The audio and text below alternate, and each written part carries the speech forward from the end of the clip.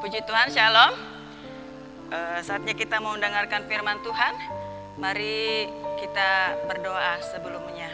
Bapak, terima kasih buat kesempatan hari ini. Kami boleh bersyukur dan terima kasih buat segala kebaikan Tuhan dan kemurahan Tuhan. Dan kami sebentar mau mendengarkan, merenungkan firman Tuhan. Biarlah Engkau Allah yang berbicara secara pribadi dalam kehidupan kami, sehingga kami boleh mendengarkan setiap akan perkataan-Mu. Terima kasih Bapak yang baik, kami serahkan jalannya pemberitaan firman-Mu ke dalam tangan pengasihan-Mu. Dalam nama Tuhan Yesus Kristus, haleluya, amin. Puji Tuhan. Bapak Ibu Saudara, mari kita membuka Alkitab kita yang terambil di dalam kitab Mazmur pasal yang 139, ayat yang pertama sampai ayatnya yang ke-12. Mazmur pasal 139 ayat pertama sampai ayatnya yang ke-12. Saya akan bacakan buat kita semua. Perikopnya adalah doa di hadapan Allah yang Maha Tahu. Untuk pemimpin biduan Mazmur Daud. Tuhan, Engkau menyelidiki dan mengenal aku. Engkau mengetahui kalau aku duduk atau berdiri. Engkau mengerti pikiranku dari jauh. Engkau memeriksa aku kalau aku berjalan dan berbaring. Segala jalanku Kau maklumi, sebab sebelum lidahku mengeluarkan perkataan, sesungguhnya semuanya telah Kau ketahui ya Tuhan. Dari belakang dan dari depan Engkau mengurung aku, dan Engkau menaruh tangan-Mu ke atasku. Terlalu ajaib bagiku pengetahuan itu, terlalu tinggi, tidak sanggup aku mencapainya. Kemana aku dapat pergi menjauhi Roh-Mu? Kemana aku dapat lari dari hadapan-Mu? Jika aku mendaki ke langit, Engkau di sana. Jika aku menaruh tempat tidurku di dunia orang mati, di situ pun Engkau. Jika aku terbang dengan sayap fajar dan membuat kediaman di ujung laut, juga di sana tangan-Mu akan menuntun aku dan tangan kanan-Mu memegang aku. Jika aku berkata biarlah kegelapan saja melingkupi aku dan terang sekelilingku menjadi malam, maka kegelapan pun tidak menggelapkan bagimu, dan malam menjadi terang seperti siang, kegelapan sama seperti terang. Amin. Nah, Bapak Ibu Saudara yang dikasih oleh Tuhan, firman Tuhan di sini mengatakan bahwa Dia Allah yang mengenal setiap kehidupan kita. Dan tidak ada sesuatu hal apapun yang tersembunyi yang tidak Ia ketahui atas setiap kehidupan kita. Sehingga dalam ayat pertama dia katakan, ayat pertama kedua, Engkau yang menyelidiki, Engkau yang mengenal aku, dan Engkau mengetahui ketika kita duduk berdiri, entah apapun yang ada dalam pikiran kita, apapun yang hendak kita rencanakan, ataupun apapun yang niat hati kita, Dia terlebih dahulu yang sudah mengetahui. Jadi saudaraku yang dikasih oleh Tuhan, hal ini menyatakan bahwa betapa pribadi Allah yang tidak dapat dibatasi oleh situasi ataupun kondisi, betapa pribadi Allah yang tidak dapat dibatasi oleh diri kita sendiri yang mau membatasi Dia Allah yang mau bekerja dalam kehidupan kita. Terkadang kita berusaha untuk membatasi Dia untuk bekerja dalam kehidupan kita. Kita membatasi bahwa, oh saya maunya seperti ini. Oh Tuhan tidak boleh mengerjakan seperti ini dalam kehidupan kita. Tetapi bahwa sesungguhnya sekali lagi saya mau katakan bahwa kita tidak dapat membatasi Allah untuk bertindak. Kita tidak dapat membatasi Allah untuk bekerja atas setiap kehidupan kita. Sehingga karena apa? Sehingga dikatakan bahwa Dialah Allah yang mengetahui segala hal apapun di dalam setiap benak pikiran kita, bahkan dalam kehidupan kita seutuhnya, sepenuhnya. Dan dikatakan firman Tuhan, Dia sendiri yang memeriksa setiap kehidupan kita. Saudara, beberapa waktu yang lalu muncul dalam pemikiran saya ataupun sempat dalam kehidupan saya bahwa saya merasa bahwa mungkin Tuhan tidak akan tahu seperti itu. Kalau saya merencanakan, mungkin saya akan berusaha merencanakan mau lari daripada Tuhan, ataupun mau lari meninggalkan roh Tuhan. Tapi bahwa sekali lagi saya katakan bahwa Dia Allah yang tahu. Dan Dia tahu bagaimana caranya ataupun waktunya, timingnya yang tepat untuk setiap kehidupan kita.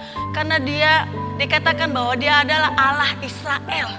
Dia adalah sebagai penjaga Israel, ataupun secara dalam kehidupan kita dia adalah Allah penjaga dalam hidup kita. Dia tahu timing yang tepat untuk kehidupan kita. Ketika sewaktu-waktu mungkin ini udah deh mulai muncul dalam benak pikirannya. Entah pikiran yang jahat mungkin, entah pikiran yang menyeleweng mungkin, entah pikiran yang tidak serupa seperti gambar Kristus mungkin. Mungkin karena keadaan, situasi, kondisi yang memang betul itu sangat-sangat mempengaruhi. Saudara, karena keadaan seperti itu yang memang betul secara pribadi buat saya itu sangat mempengaruhi. Ya. Saya katakan, Tuhan, saya mungkin orang yang gagal. Saya orang yang gagal dalam melayani Tuhan.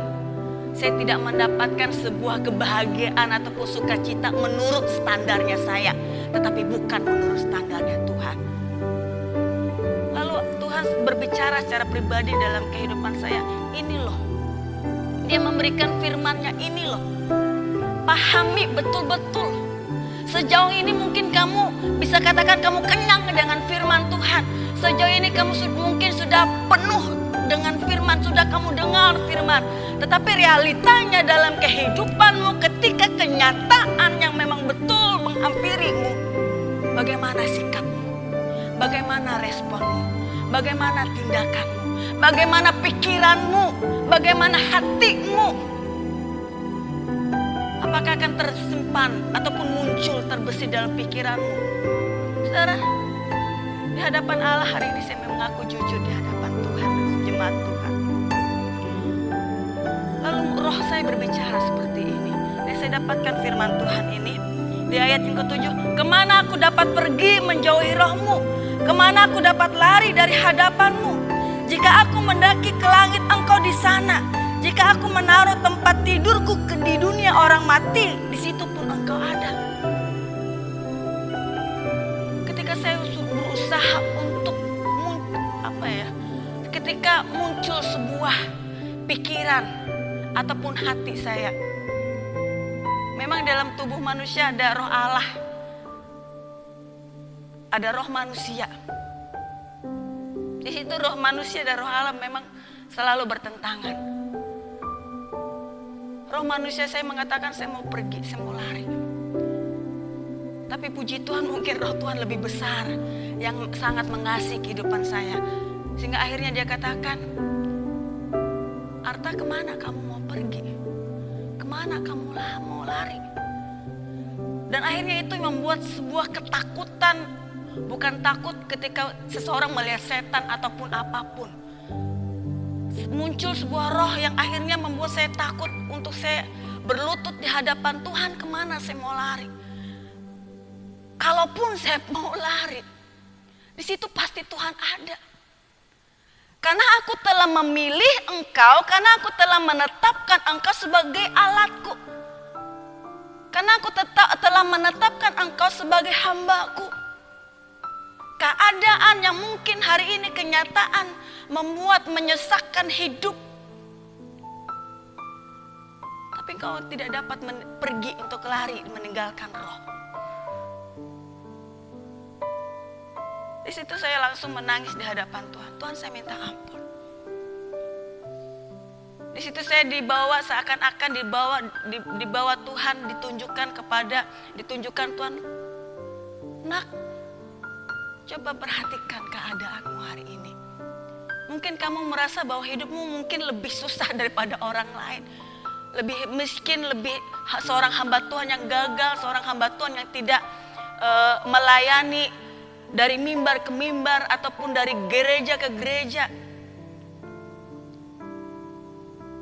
Tapi bahwa sesungguhnya itu cuman sementara.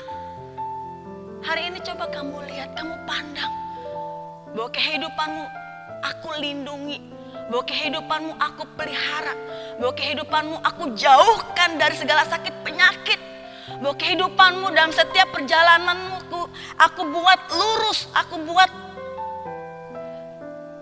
baik-baik saja. Lalu di situ saya diingatkan oleh Tuhan dan saya berkata, Tuhan terima kasih. Dan ternyata Bapak Ibu Saudara, ini lebih besar dari apapun yang dunia tawarkan. Amin. Ini lebih besar, dan hari ini saya dapatkan sebuah hikmat yang memang betul membangkitkan kembali semangat saya, menghidupkan roh saya kembali bahwa ini loh, ini loh nak, harta yang lebih berharga, harta yang lebih besar dibandingkan. Karena saudara, di akun Facebook saya itu saya berteman dengan teman-teman yang sekolah teologi dengan saya, dari Balikpapan, dari Salatiga sampai Jogja. Semua mereka mengupload satu-satu kegiatan pelayanan, kegiatan mimbar mereka, door to door, pelayanan mimbar. Lalu Tuhan mengatakan bahwa ini loh lebih berharga. Bahwa sesungguhnya kamu telah menemukan aku loh. Kamu telah menemukan rohku loh. Aku sendiri yang bersama-sama dengan kamu. Bukan sebagai alat, tetapi pribadi memang betul face to face, pribadi per pribadi. Jadi saudaraku yang dikasih oleh Tuhan, sekalipun saya mengatakan bahwa Tuhan, kenapa rasanya kayak jalan saya ataupun hidup saya kok kayak gelap. Tetapi ketika saya dapatkan firman ini lagi dan dikatakan bahwa jika aku berkata biarlah kegelapan saja melingkupi aku dan terang sekelilingku menjadi malam, maka kegelapan pun tidak menggelapkan bagimu, dan malam menjadi terang seperti siang, kegelapan sama seperti terang. Itu artinya apa? Tuhan Allah yang mengubahkan secara sempurna dalam kehidupan. Mungkin saya mengatakan bahwa ini gelap, tetapi di hadapan dia, bagi dia bahwa dia yang akan mengubahkan kegelapan itu, bahkan menjadikan malam itu menjadi terang seperti siang dan kegelapan sama seperti terang.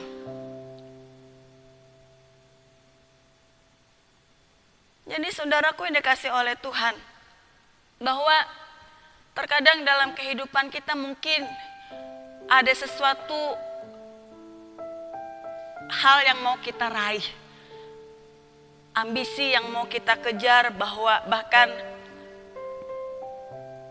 beratas dasarkan dengan sebuah yang namanya pelayanan.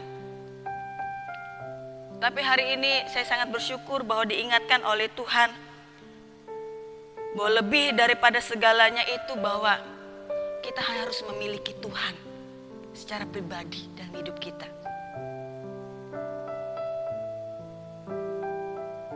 Dan bahwa sesungguhnya pelayanan itu adalah sebuah pernak-perniknya Tuhan, manisnya Tuhan yang boleh dapat kita dapatkan, yang boleh dapat kita raih, yang boleh kita dapat lakukan. Tetapi kalau kita gagal untuk memiliki Tuhan secara pribadi, itu ibaratnya seperti tong kosong nyaring bunyinya. Amin. Tetapi bagaimana kalau ketika kita mendapatkan Tuhan ataupun pribadi Tuhan secara pribadi dalam hidup kita. Dan memang betul seperti yang Ibu Gembala katakan tadi, bahwa itu lebih berharga. Itu lebih penting sesungguhnya dalam kehidupan kita, manusia ataupun anak-anak Tuhan, orang yang percaya. Karena apa? Tuhanlah yang harus kita raih. Amin. Tuhanlah yang harus kita raih.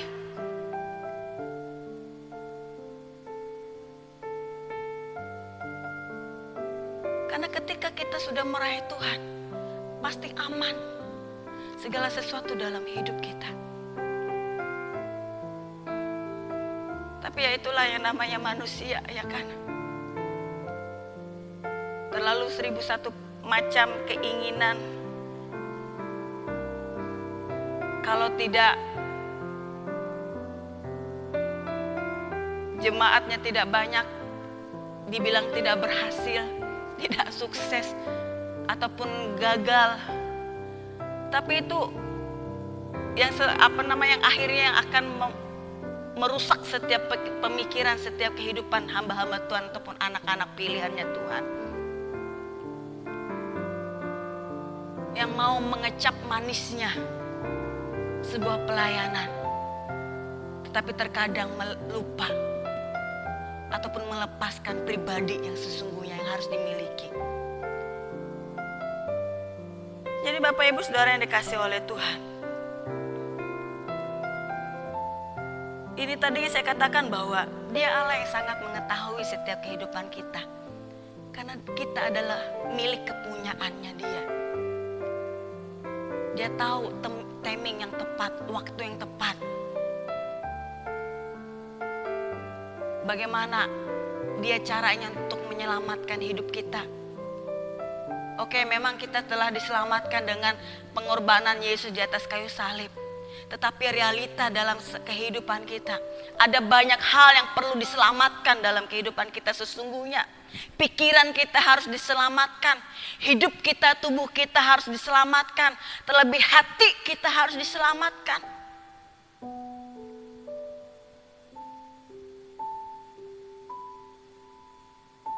Kan ini ada sebuah yang sangat rawan ataupun sangat rentan dalam kehidupan kita.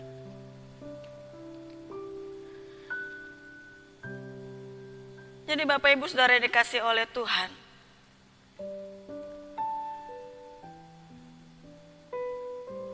ketika Tuhan berbicara secara pribadi dalam kehidupan saya tentang firman ini, di situ membuat saya bahwa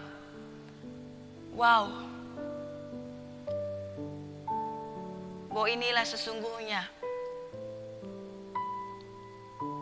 kekayaan ilahi yang mungkin banyak orang belum bisa dapatkan. Amin. Yang mana orang di luar sana belum dapatkan. Dia merasakan bahwa ketika pelayanan seperti ini, itu baru dia bisa dapatkan. Dia rasakan bahwa inilah kekayaan ilahi yang Tuhan boleh nyatakan, yang boleh Tuhan tunjukkan. Tapi hari ini saya sangat bersyukur bahwa ada banyak hal kadang dibawa oleh Tuhan, hikmat, pengertian, pengetahuan yang akhirnya buat saya bahwa tidak begitu gampang untuk pergi meninggalkan Tuhan. Amin. Kalau kita secara pribadi sudah merasakan ataupun mengecap kasih Tuhan, ataupun kebaikan Tuhan, ataupun pribadi Tuhan itu sendiri dalam hidup kita, kita bukan menjadi orang yang gampangan. Sehingga ketika orang datang menarik kita, yuk seperti ini, kita ke sini, yuk seperti ini, kita ke situ. Akhirnya apa? Kita menjadi pribadi yang bukan menjadi anak Tuhan yang gampangan. Karena kita sudah ketemu, dapatkan Tuhannya secara pribadi. Jadi saya katakan bahwa walaupun dalam sebuah gereja memang terlalu banyak kekurangan, kelemahan, ataupun seorang hamba Tuhan, gembala sidang, terlalu banyak mungkin kekurangan, kelemahan. Tunggu dulu men. Saya tidak bisa dibawa oleh siapapun. Karena saya punya pengalaman secara pribadi dengan Tuhan saya. Amin. Oleh sebab itu memang betul kita harus alami Tuhan dulu. Kita harus ketemu dengan roh Tuhan dulu.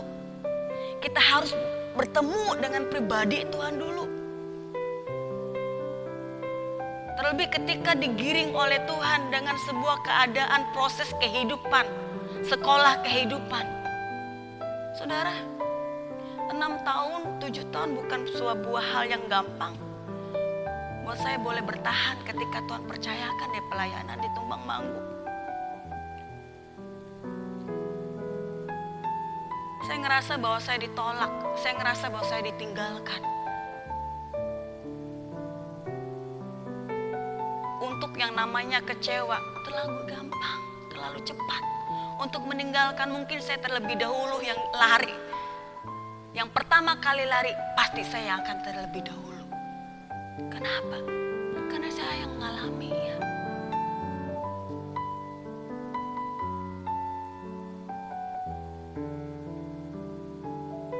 Hati tawar.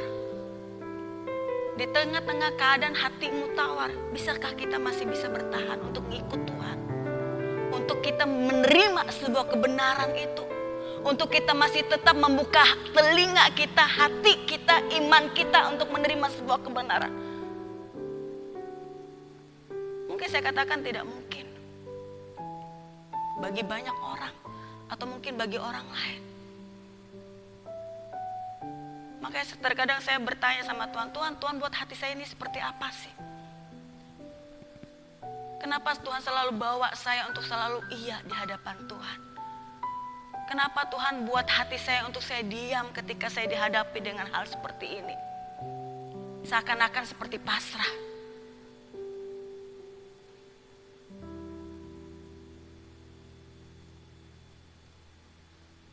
Jadi saudaraku dikasih oleh Tuhan.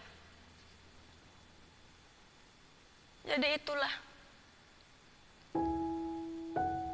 keintiman dengan Tuhan pasti akan mendapatkan sebuah pengenalan yang pribadi dengan Tuhan. Pasti kita mendapatkan Tuhan secara pribadi. Sehingga akhirnya apa? Mungkin keadaan seperti itu membuat saya pernah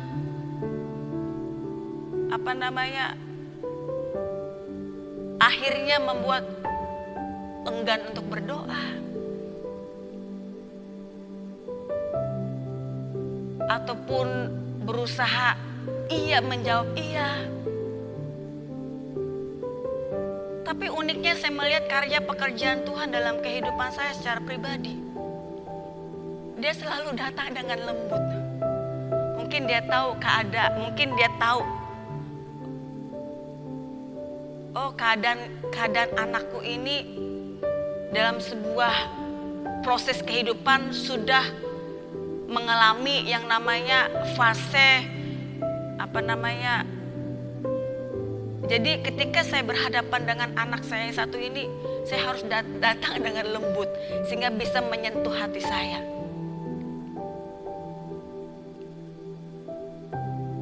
Dia menghampiri, dia mengingatkan dengan kasihnya. Sehingga akhirnya apa? Membuat saya kembali luluh. Membuat saya kembali lagi jalan saya. Membuat saya kembali lagi kepada Tuhan. Membuat saya kembali lagi. Ya Tuhan, saya akan mau, saya akan jalani. Jadi saudaraku dikasih oleh Tuhan. Inilah sesungguhnya sebuah proses kehidupan. Masuk kepada yang namanya serupa dengan gambarnya Tuhan. Bagaimana teladan Yesus yang memang sudah dia lakukan, dia tunjukkan selama 3,5 tahun di dunia, di muka bumi selama dia hidup. Ketika dia mengikuti rencananya Tuhan, dia ikuti rencananya Tuhan, dia lakukan rencananya Tuhan sampai selesai, sampai dia naik di atas kayu salib, sampai finish dan dia katakan sudah selesai.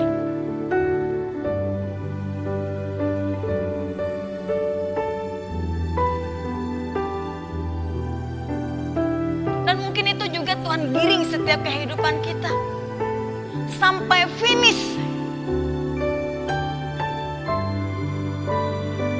Entah apa itu proses dalam kehidupan kita. Kalau teladan Yesus sampai dia naik di atas kayu salib.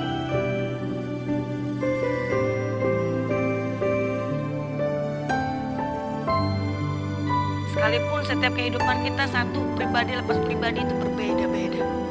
Finishnya sampai di mana?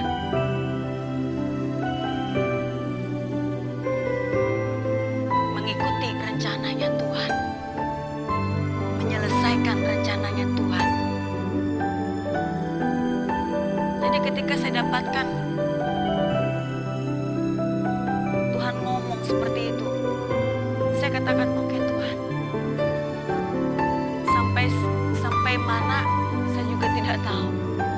akan seperti apa pun, kalau ini masuk dalam bagian rencananya Tuhan, saya akan hadapi, saya akan jalani, dan saya akan nikmati.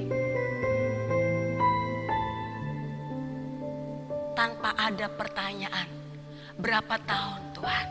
Atau berapa lama lagi Tuhan? Amin. Saudaraku yang dikasihi oleh Tuhan,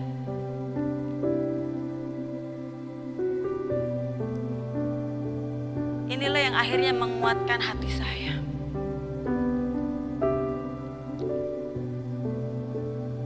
Inilah yang pada akhirnya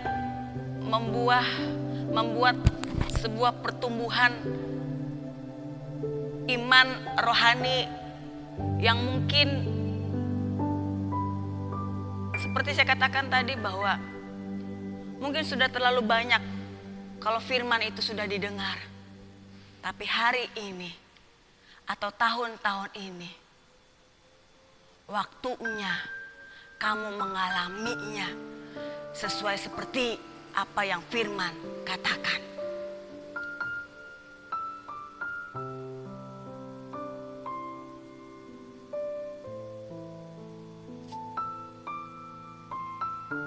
Jadi sekalipun kita katakan bahwa jika aku berkata, biarlah kegelapan saja melingkupi aku dan terang sekelilingku menjadi malam. Tapi lihat apa yang Tuhan lakukan. Dia bisa mengubahkannya. Maka kegelapan pun tidak akan menggelapkan bagimu. Malam menjadi terang seperti siang, dan kegelapan seperti terang. Amin. Kegelapan itu gak akan bisa untuk menghentikan terangnya Tuhan.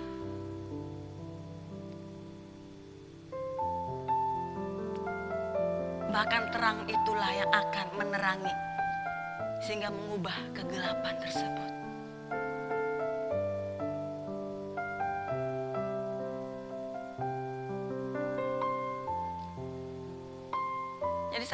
Jadi saya sangat bersyukur kepada Tuhan bahwa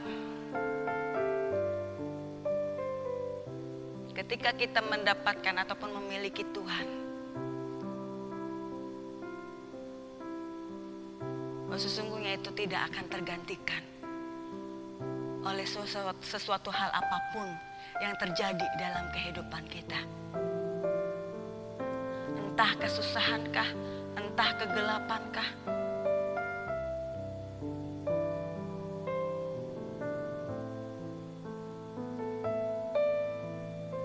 dan lain sebagainya.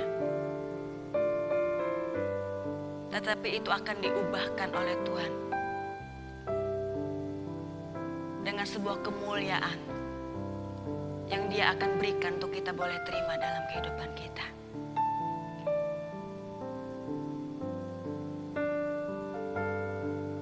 Amin buat firman Tuhan. Mari kita berdoa.